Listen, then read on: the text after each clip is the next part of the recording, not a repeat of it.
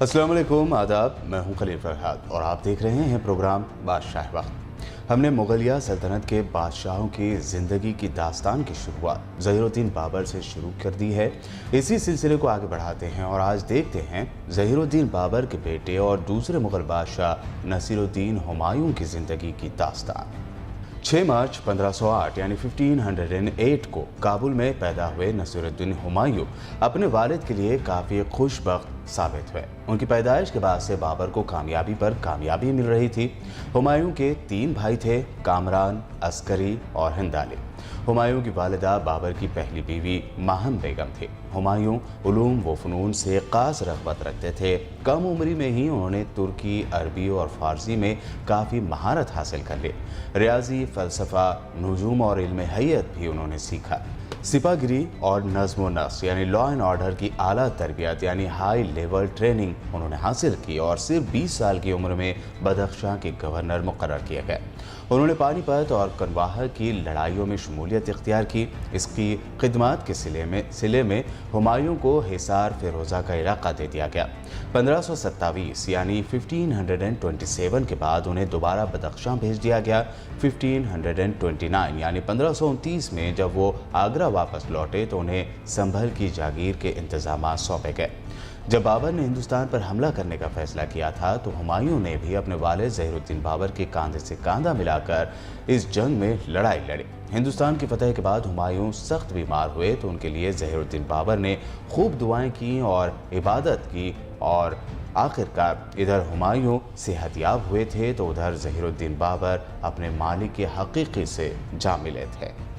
बाबर की वफ़ात के बाद नसीरुद्दीन हुमायूं 29 दिसंबर 1530 को तख्त नशीन हुए। बाबर की बीमारी के दौरान वज़ीर-ए-आज़म निज़ामुद्दीन खलीफा ने साजिश करके हुमायूं के बहनोई और तजुर्बेकार सिपा सालार मेहदी ख्वाजा को तख्त पर बिठाने की साजिश की। ताहम ये साजिश नाकाम हुई और हुमायूं मुगलिया सल्तनत के दूसरे बादशाह बने। लेकिन हुमायूं के मुश्किलों की ये तो बस शुरुआत थी। विरसे में मिला हुआ तख्त हुमायूं के लिए फूलों की सीट साबित ना हुआ। बाबर को इतनी फुर्सत ही नहीं मिली थी कि वो अपने पोजीशन और हुकूमत को जमा और मजबूत करे।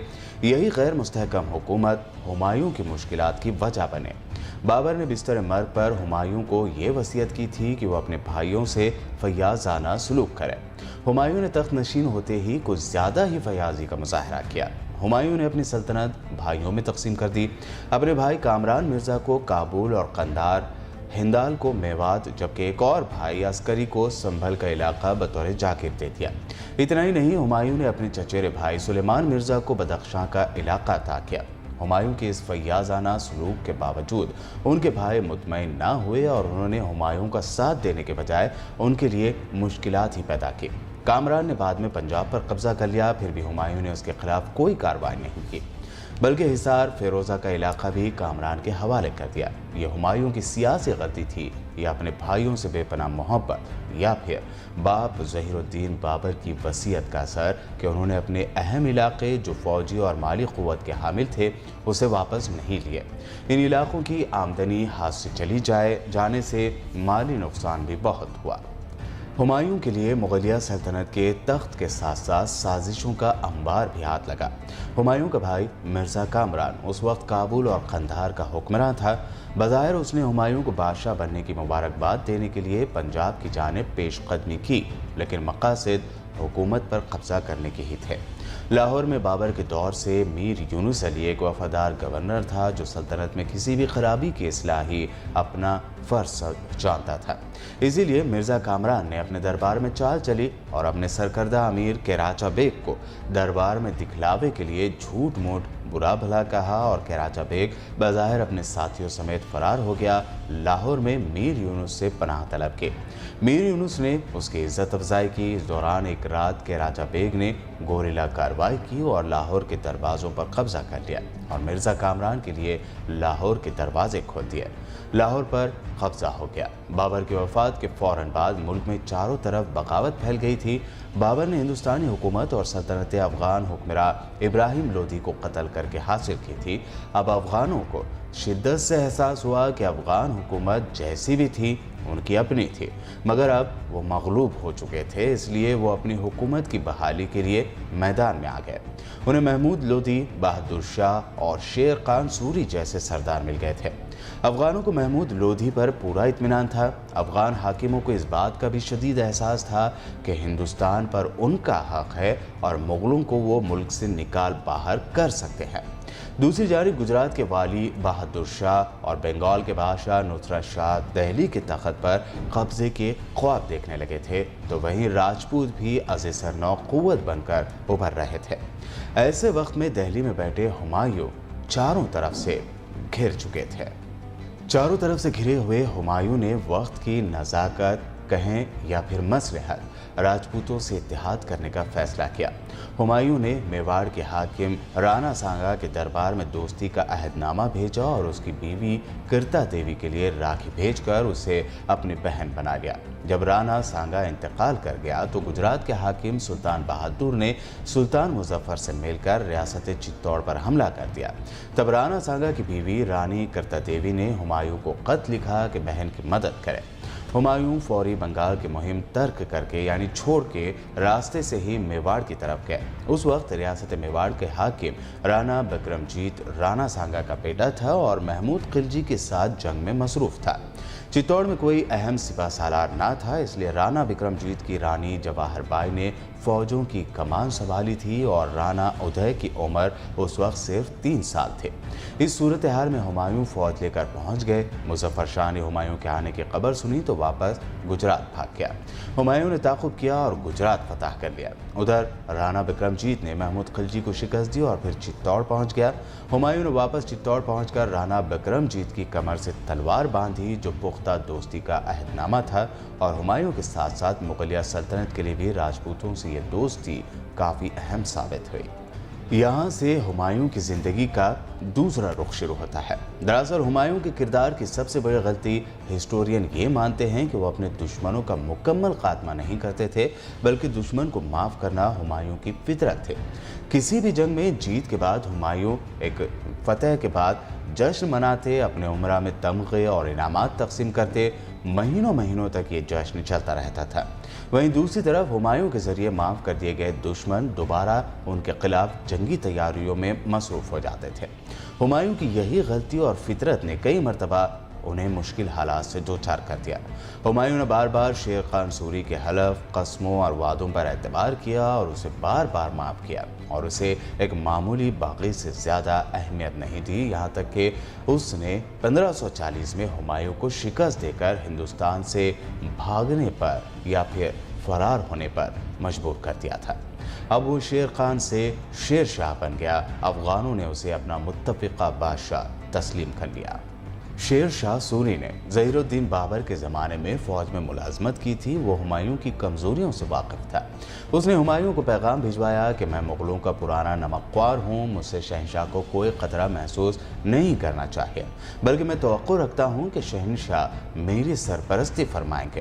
اس پیغام کے ساتھ ہی شیر شاہ سوری نے اپنے بیٹے قطب خان کی قیادت میں 500 سپاہیوں کا دستہ ہمایوں کی فوج میں بھیج دیا۔ یہ مصالحت زیادہ دیر نہ چلی۔ ہمایوں نے جشن منانے کی اپنی خراب عادت کی وجہ سے بنگال کھو دیا۔ اپنی سلطنت میں منائے جا رہے 1.5 سالہ جشن میں ہمایوں نے نیا شہر دین پناہ کے نام سے تعمیر کیا، اور اسی جشن کے نتیجے میں 1537 میں شیر شاہ سوری نے بنگال پر قبضہ کر لیا۔ ہمایوں کو ایک موقع ملا اور انہوں نے شیر شاہ سوری کے بیٹے جلال خان کو شکست دے کر چنار اور غور پر قبضہ کر لیا، لیکن یہاں بھی وہی جشن منانے گئے۔ 9 ماہ تک راتیں رنگین کی گئی۔ شیر شاہ سوری نے پھر طاقت پکڑی اور بنارس پر حملہ کر کے اسے بھی فتح کر لیا۔ فوراً ہی چنار، جونپور اور قنوج بھی شیر شاہ کے قبضے میں آ گئے، جبکہ شہنشاہ ہند نصیر الدین ہمایوں اس وقت تک بنگال میں جشن میں ہی ڈوبے ہوئے تھے۔ अब वक्त गुजर चुका था। हुमायूं ने अपने भाई मिर्ज़ा हिंदाल को बिहार में रहने का हुक्म दिया था, लेकिन हिंदाल बिहार छोड़कर आगरा आ गया और अपनी बादशाहत का ऐलान कर दिया। हुमायूं बंगाल से वापस रवाना हुए तो रास्ते में शेर शाह सूरी फौज लेकर आ गए और फिर अप्रैल 1539 यानी 1539 में हुमायूं और शेर शाह सूरी की फौजें आमने सामने आ गई। 3 महीनों तक सुलह की कोशिशें होती रही। बिलाखिर शेर शाह सूरी ने मुगल फौज पर हमला कर दिया और हुमायूं की फौज को शिकस्त दे दी। हुमायूं ने फिर 40,000 फौज जमा करके शेर शाह सूरी से टक्कर ली, मगर दोबारा भी शिकस्त खाई और अब शेर शाह सूरी नहीं रुके और दिल्ली पर काबिज हो गए और हुमायूं को हिंदुस्तान से निकाल बाहर किया। कहते हैं कि बाबर की ये हुमायूं को ये तंबी दुरुस्त साबित हुई कि बेटा पठान से होशियार रहना। दरअसल हुमायूं में दूर अंदेशी बहुत कम थी। अगर वो दूर अंदेश होते तो शेर खान को ताकतवर बन जाने की मोहलत नहीं देते। इससे जाहिर होता है कि हुमायूं के मुश्किलात के हल में नाकामी उनके अपने किरदार की खामियों की बदौलत थे। अगर वो मुस्तकिल मिजाजी, दूर अंदेशी और सियासी बसीरत से काम लेते तो बआसानी मुश्किलात पर काबू पा सकते थे। हुमायूं में क़ुव्वत फ़ैसले की भी कमी थी। वो सियासी फ़वायद यानी सियासी फ़ायदे हासिल करने से आरी थे और दुश्मनों को माफ़ करने का किरदार ही दरअसल हुमायूं का सबसे बड़ा दुश्मन था।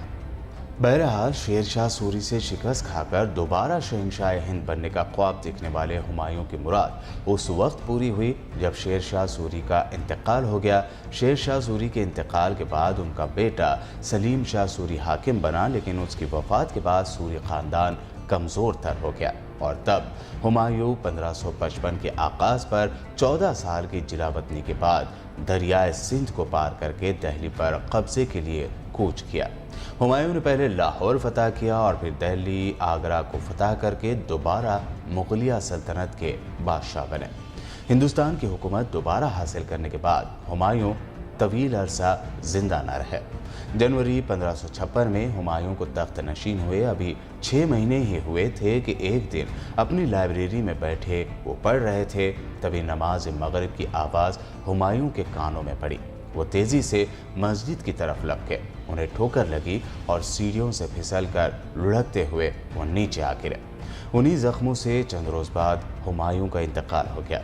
हुमायूं ज़िंदगी में अपने नाम की तरह खुशबख्त ना रहे। सारी उम्र ठोकरें खाई। अपने पराये की बेवफाई और दुश्मनों की ठोकरों से 14 साल की जिलावतनी की ठोकरें भी मुक़द्दर रहे, लेकिन ये आखिरी ठोकर जो मौत दे गई सिर्फ उसी को खुशबख्त, नेकबख्त कहा जा सकता है कि ये अल्लाह के हुजूर सजदे के लिए जाते हुए ठोकर थी। मशहूर यूरोपीय हिस्टोरियन लेन पोल के मुताबिक हुमायूं ने तमाम उम्र ठोकरें खाईं और बिलाखिर ठोकर खाकर ही इंतकाल कर गए। तो ये थी मुग़ल बादशाह नसीरुद्दीन हुमायूं की ज़िंदगी की मुकम्मल दास्तान। प्रोग्राम आपको कैसा लगा कमेंट करके ज़रूर बताएं। हमारे चैनल को सब्सक्राइब ज़रूर करें। देखते रहिए BBN चैनल।